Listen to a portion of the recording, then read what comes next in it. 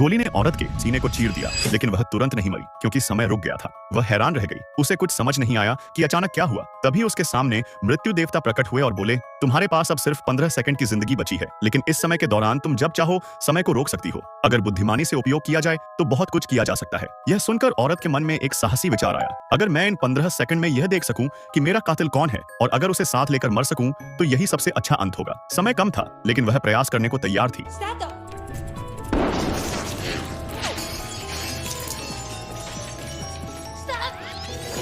पहली बार वह असफल रही क्योंकि जैसे ही समय बहाल हुआ, दर्द वापस आ गया। उसने दर्द सहते हुए दोबारा प्रयास किया।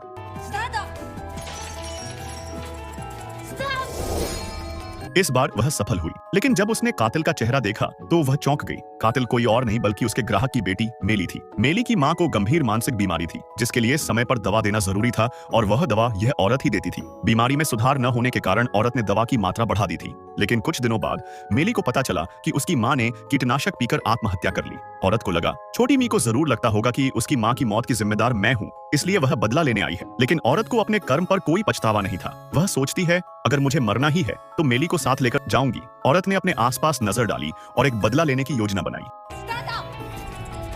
उसने मेज पर रखी दवाइयां गिरा दी और कमरे की बत्तियां बंद कर दी, ताकि जब मेली अंदर आए तो उसके पैरों के निशान रह जाएं और वह कमरे में कुछ देख न पाए। इसके बाद औरत ने मेज पर मेली का नाम लिख दिया।